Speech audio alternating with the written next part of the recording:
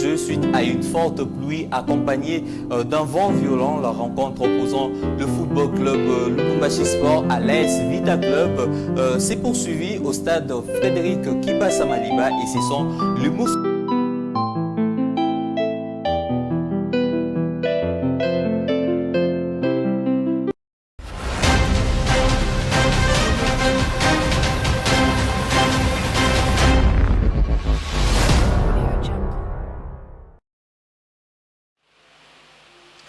Très heureux de vous savoir nombreux à nous suivre, Madame, Messieurs. Bienvenue dans cette grande édition du journal sur les antennes des DRC Sport. Débutons avec la Ligue nationale de football Division 1. Enfin, les championnats de la Ligue 1 signent son comeback.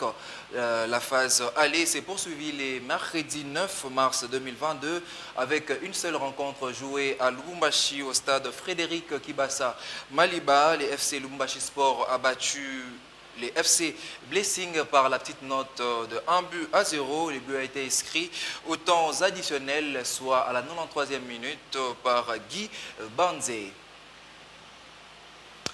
Un match très difficile pour l'entraîneur de Lubumbashi Sport, marqué par la victoire. De l'autre côté, Yves Diba Ilunga, entraîneur de Blessing, semble déçu du résultat enregistré par son club. On les suit. C'était un peu difficile, compte tenu de la qualité physique que l'équipe adverse a développée. Elle était vraiment coriace, il faut le reconnaître. Et c'était vraiment, il fallait jouer sur certains petits détails, donc peut-être dans le compte.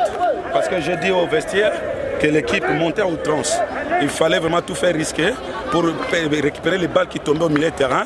Et le joueur qui est monté là, c'est lui qui avait de l'ox, il avait une mission spéciale, donc de trouver les grands intervalles pour glisser la balle. C'est quoi, vous avez vu, ça s'est répété à plusieurs fois, et puis une balle qui était entrée, c'était Orgé, et puis là, ça a réussi.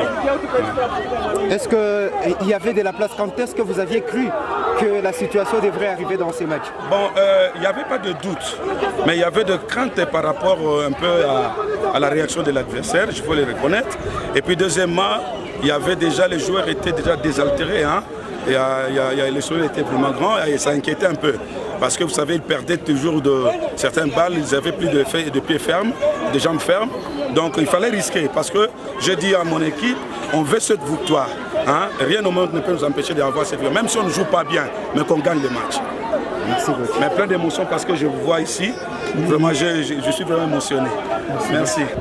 Ça n'a pas été facile de les intégrer. Vous avez vu qu'on a intégré deux déjà dès le départ et qui sont venus avec leur style de jeu de leurs équipes précédentes. Mais là, nous, on a nos bases. Donc, un joueur, il faut être humble. Il faut être humble et accepter de jouer selon, d'abord, premièrement, les consignes que l'entraîneur te donne. Et après, il y a cette liberté de pouvoir s'exprimer par rapport à son talent. C'est là malheureusement le mal de certains joueurs congolais qui pensent tout connaître alors qu'ils ont beaucoup à apprendre. Ils ont beaucoup à apprendre. La conséquence n'est qu'au haut niveau, on n'a pas de joueurs congolais et qui font la fierté de notre nation. Le tout-puissant Mazembe est toujours en tête du classement partiel avec 45 points pour 17 journées. L'association sportive Vita Club et les football club Lupopo sont deuxième et troisième avec 42 points en 17 journées. L'association sportive Maniema Union vient en quatrième position et compte 31 points pour 15 matchs livrés. La cinquième place est occupée par les cercles sportifs d'Ambosco avec 27 points en 15 matchs joués. Chez les buteurs, l'Ilepo Maccabi de l'AS Vita Club tient les bâtons des commandes avec 10 réalisations, suivi de Tchal Moussens de Lubumbashi Sport avec 8 buts, Eric Kabwe Marouf Tchakei de l'AS Vita Club et Wango de Maniema Union sont respectivement 3e, 4e et 5e au classement avec 6 réalisations chacun. La date du 25 mars 2022 aura une double importance chez les Congolais. À domicile, la RDC affrontera les Maroc. Pour ces matchs, les arbitres chargés des commandés sont connus. Et de l'autre côté, au Caire, en Égypte, Jean-Jacques Ndala et Olivier Safari seront présents pour les matchs Égypte-Sénégal. Brian Pungu pour les commentaires. Dans le cadre de barrage de la Coupe du Monde Qatar 2022, prévu au cours de ce mois de mars, la République démocratique du Congo, à travers une correspondance de la FIFA adressée à la Fédération congolaise de football association, a été informée des officiels chargés de diriger la rencontre entre le Léopard de la RDC et les Lions de l'Atlas du Maroc le vendredi 25 mars à Kinshasa au stade de Martyrs de la Pentecôte. Il s'agit de Sud-Africains, l'arbitre central Victor Miguel Gomez et le premier assistant Siwela Zakle Toussi, puis le deuxième assistant le Lettonien Fatzoan Soro, l'Angolais Carvalho Eder Martins Rodriguez et lui nommé quatrième arbitre. Létési François et Milo Benoît Jonathan Nicolas sont chargés de s'occuper de l'assistance vidéo qui sera une première expérience en RDC. De l'autre côté, après avoir été retenu par la Confédération africaine de football pour la Coupe d'Afrique des Nations 2021 organisée par le Cameroun, le Congolais Jean-Jacques Ndala et Olivier Safari ont été désignés pour le match entre l'Égypte et le Sénégal, l'un comme arbitre central et l'autre comme premier assistant, aux côtés du deuxième assistant comorien, Almadine Souleyman. Deux Congolais aux commandes d'une grande rencontre, l'honneur revient à la RDC. Barrage mondial Qatar 2022, les ministres des Sports et Loisirs, Serge Kondé, poursuit sa dynamique de sensibilisation et soutien aux léopards de la RDC. Le jeudi 9 mars 2022, l'artiste musicien JB Mpiana a rejoint la barque pour la même cause. On les suit. Reçu par les ministres des Sports et Loisirs, l'artiste musicien JB Mpiana rassure ses fans à travers le monde de sa participation à la campagne de soutien aux léopards en prévision de la double confrontation RDC-Maroc comptant pour la Coupe du Monde Qatar 2022. Moi, je suis venu apporter mon soutien à l'équipe nationale. Outre son soutien aux léopards, les patrons de l'orchestre Wenge BCBG souhaitent également voir son pays renouer avec la Coupe du Monde. Étant compatriote, j'aimerais que notre pays aille à la Coupe du Monde. C'est le souhait de tout le monde. Si on s'y met, c'est possible. Jean-Bédel Mpiana est également tombé sous les charmes de la détermination de Serge Kondé dans cette dynamique de la qualification à la Coupe du Monde. Lui-même d'abord, il est très motivé, il a besoin de rénover, il a besoin de faire le mieux possible pour que Maramori Bosodon puisse te compléter car tant qu'il est numéro 1 à sport, le idée à bien et voilà, on va le soutenir, on va l'accompagner. Ainsi donc, comme un seul homme, le peuple congolais dans son ensemble s'active déjà à... Il a tiré sa révérence le 30 janvier dernier. Les champions d'Afrique 1974, Kabassou Babou, s'est rapporté en terre dans pas longtemps. Les gouvernements congolais, à travers les ministères des Sports, vient de remettre à la famille de l'illustre disparu l'enveloppe contenant les frais de la prise en charge des obsèques.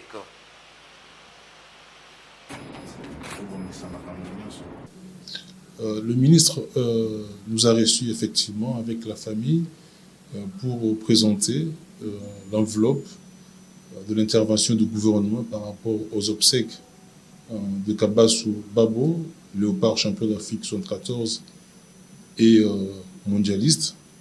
Donc c'était l'objet de notre audience et le ministre effectivement a remis l'enveloppe du gouvernement pour permettre à la famille Kabassou et à tous les sportifs, à tous les footballeurs de rendre les hommages dignes à celui-là qui a servi notre pays, Kabassou Babo. Ça, c'est un acte patriotique. C'est un acte d'amour que vient de poser, un acte de reconnaissance que le gouvernement qui vient de poser à l'endroit d'un léopard qui a servi ce pays, d'un léopard qui a joué à la Coupe du Monde. Voilà qu'à la veille, le ministre est mobilisé à ce qu'effectivement notre pays puisse rééditer l'exploit. Ouais, je suis à côté d'un de ses coéquipiers qui ont joué la Coupe du Monde. Voilà, c'était le vœu de tous les sportifs. Voilà que ce vœu a été exaucé. Le gouvernement a voulu effectivement rencontrer le vœu des sportifs, des footballeurs. On enterre Kabassou. Les comités exécutifs de la CAF annoncent de nouvelles mesures pour lutter contre les fraudes sur l'âge des jeunes joueurs en Afrique. Les mesures entreront en vigueur dès la Coupe d'Afrique prochaine U17 qui se déroulera en Algérie en 2023. Patrick Bouéré pour ses commentaires. Après de nombreuses polémiques qui ont émaillé les récents championnats d'Afrique interscolaire U16 qui s'est déroulé en République démocratique du Congo et qui a malheureusement été entaché de forts soupçons de fraude sur l'âge, le comité exécutif de la Confédération africaine de football a approuvé une mesure radicale pour lutter contre la fraude sur l'âge à l'occasion de la prochaine Coupe d'Afrique des Nations de moins de 17 ans qui aura lieu du 8 au 30 avril 2023 en Algérie. En effet, des tests d'imagerie à résonance magnétique IREM seront désormais officiellement exigés par l'instance panafricaine afin d'éviter les fraudes sur l'âge très présentes dans les catégories des jeunes en Afrique. Tous les joueurs qui participeront à la prochaine Coupe d'Afrique en avril 2023 y seront soumis avant d'être qualifiés à prendre part à cette compétition réservée aux footballeurs U17. Un amendement au règlement des tests IREM a été approuvé afin de disqualifier toute équipe présentant un joueur non éligible, précise la Confédération africaine de football dans un communiqué prônant ainsi la tolérance zéro contre les fraudeurs. Notons que l'imagerie à résonance magnétique consiste à déterminer plus ou moins l'âge d'une personne à travers un test d'ossement. La Confédération africaine de football vérifiera par la suite si l'âge biologique de chaque joueur est en conformité avec l'âge administratif. Difficile néanmoins d'affirmer si les tests sont fiables à 100%, quoi qu'ils permettront certainement de lutter contre ces fléaux qui ne cessent de miner les footballs africains. Parlant football féminin, la Ligue provinciale de football féminin s'est poursuivie le mercredi 9 mars 2022 au terrain annexe du stade des Martyrs de la Pentecôte avec 2 matchs au menu dans la catégorie senior. Les CS Bikira a largement dominé sur les MCF Bilengue 4-0. Amani a eu raison de l'équipe Avenir sur tapis vert faute des documents du côté de l'équipe Avenir. Suivez à présent la réaction d'après-match de l'entraîneur des CSF Bikira et celui de MCF Bilengue. Suivez. Bon, Isaac est au Betina, na équipe Bikira, où va jouer, va expérimenter. Au Bekana Bango avec 5 joueuses de moins. Malgré tout, au préparé un entraînement, mais par rapport à l'expérience, qui n'a pas par rapport à la joueuse à Bikira, il y a un moni qui bande qui bien met, qui fatigue, il y a un moni qui des fêtes au national. Pour la suite à championnat, le club a besoin 3 joueuses au bazar équipe nationale. Nous avons récupéré 2 au bazar malades. Nous avons suite à championnat et aux amalam. Vous allez entraînement tellement bas respecter le course na bango. On moni 4 côté. En tout cas félicitations là-bas. Oui, on a préparé, on continue à préparer bana aux séquences par rapport à match samedi donc ça match non soir donc match non soir pour la route préparation na biso to travaillons normalement tout au bête on senti que oui il rendre la bête non oui baza tout ça d'après on bête match samedi donc pour banga tira ba jouer sur bon na terrain ba bon na contre mal. La commission provinciale de football féminin de Kinshasa avait rendu public les programmes de la semaine avant du 9 au 13 mars 2022 dans 2 catégories. Le samedi 12 mars, FCF Amani jouera CSF Bikira et MCF Bilengue matchera AS Espoir de Kinshasa. Et le dimanche 13 mars 2022, CFF Don Bosco matchera FCF Avenir. Et dans la catégorie junior, SF Bikira recevra FCF Éclat Sport et enfin CFF Don Bosco jouera FCF Amani.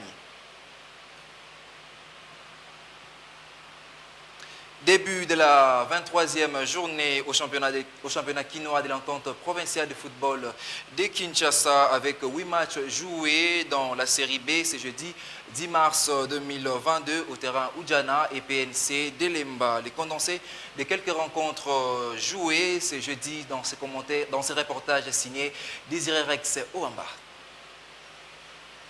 Calendrier respecté, 8 matchs se sont disputés dans 2 terrains, PNC d'Elemba et Oudjana.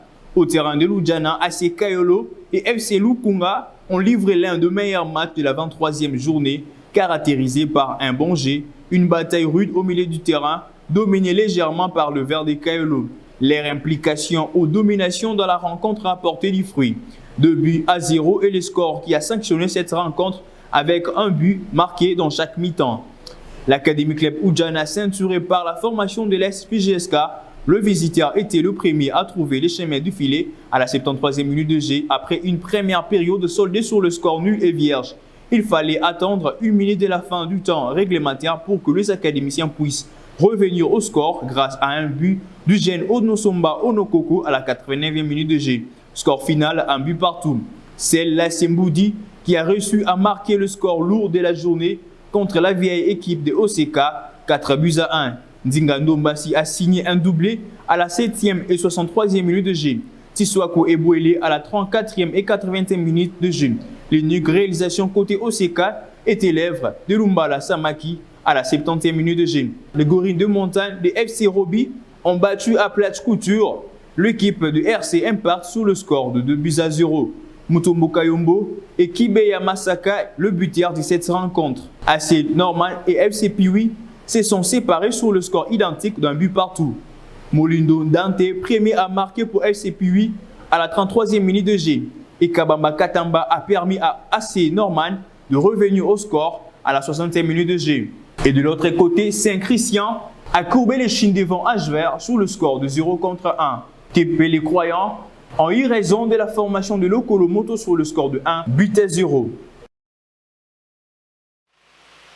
Changeons de chapitre pour parler basketball à présent. La Basketball Africa League s'est poursuivie avec les rencontres de la 3e journée de la conférence Sahara. Dakar Université Club du Sénégal est tombé devant Ferroviario da Beira de la Mozambique 92-98 et l'US Monastir a battu Seydou Ouga Legacy, voilà j'y arrive, Athletic Club 76-55.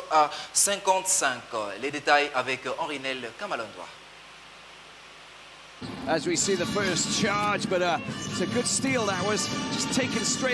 Après la seconde fenêtre du premier tour qualificatif pour le mondial FIBA 2023, place désormais à la Basketball Africa League avec le rencontre de la conférence Sahara qui a débuté les week-ends derniers à Dakar Arena au Sénégal. Le Dakar Université Club a concédé mardi 8 mars une deuxième défaite consécutive face au CFU Beira du Mozambique. Battus au premier carton 20-29, les étudiants sont revenus au score au deuxième carton avant de prendre le devant.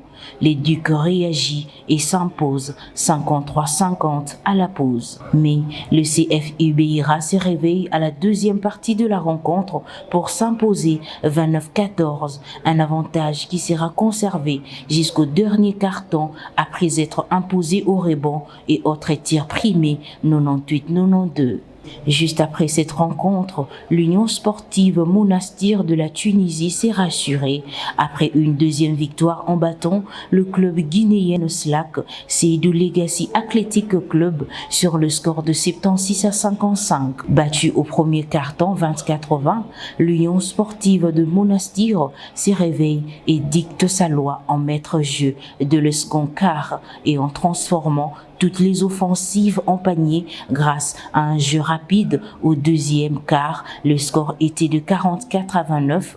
Le quart de 19 points sera maintenu jusqu'au troisième, 59-40, avant de creuser l'écart et s'imposer sur le score de 76-55 au dernier quart.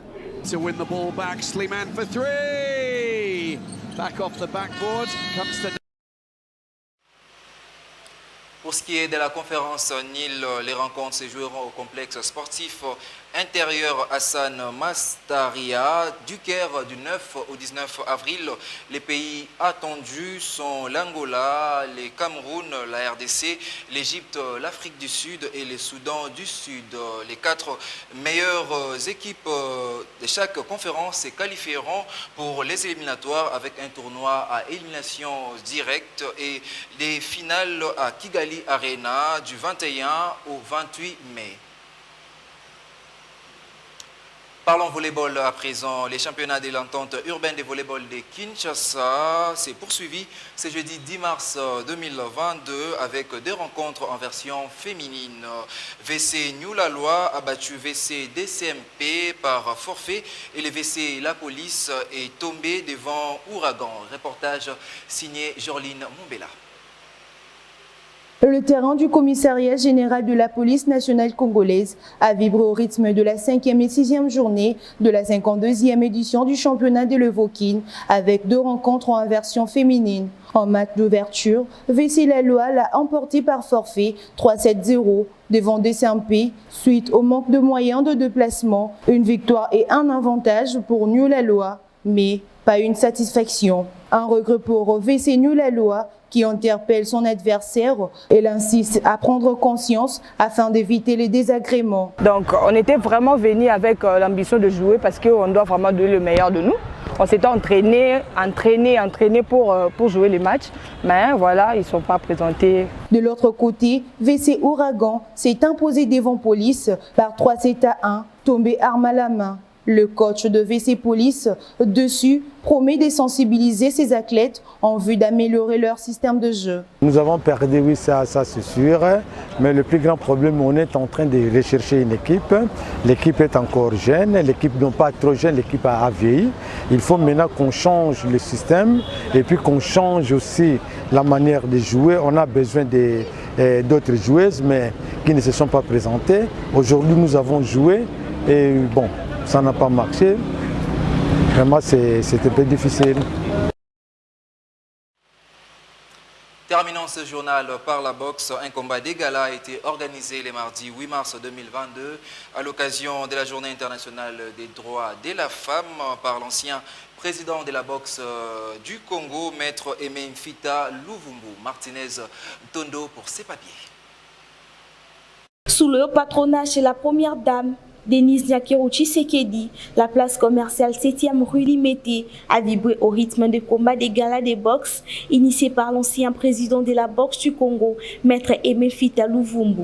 Au total, 6 combats étaient au menu dans les 2 versions. 3 côtés hommes et 3 côtés femmes dans les 3 catégories, poids léger, poids super léger et super welter. Pour enlever les rideaux, 2 combats de 2 minutes pour la catégorie minime avaient également eu lieu dans les 2 versions. Dans la version féminine, Exodie Chitenge était sortie victorieuse devant Juliana Fifi. Et dans la version masculine, match entre Ali et Moïse Tony, tous 2 athlètes du club Mohamed Ali. Le président Aimé Luvumbu Mfita remercie la première dame et part du but de ces galas de boxe. Le but de ce combat, tout d'abord je vous remercie, c'est pour honorer la maman congolaise. Je demande tout d'abord merci à la première dame, Madame Denise Nyakero Tshisekedi, qui nous a permis d'organiser ces galas. La chargée des sports de la commune de Limete, Madame Ruth Mbouyi Pemba et José Massamba, trésorier de la fédération, n'ont pas également caché leur satisfaction. Bon, pour l'événement de ce soir, c'est dédié à une femme. Le sport est bien pour la femme aussi. Une femme aussi est chargée de faire aussi le sport. Parce que l'autre fois, on savait que ce sont les hommes qui font le sport. Maintenant, nous voyons que les femmes aussi sont capables de pratiquer aussi. Mais vraiment, c'est très bon parce que nous voulons honorer les femmes aujourd'hui. C'est leur date, c'est leur jour. Elles doivent être honorées. Rappelons que les élections au niveau de la Fédération de la boxe du Congo est prévues dans quelques jours pour élire les nouveaux membres. C'est par ici que nous mettons un terme à ce journal. Madame, Messieurs, merci de votre particulière attention à notre égard et bonne suite des programmes sur les antennes des DRC Sport, la première chaîne thématique sportive en République démocratique du Congo.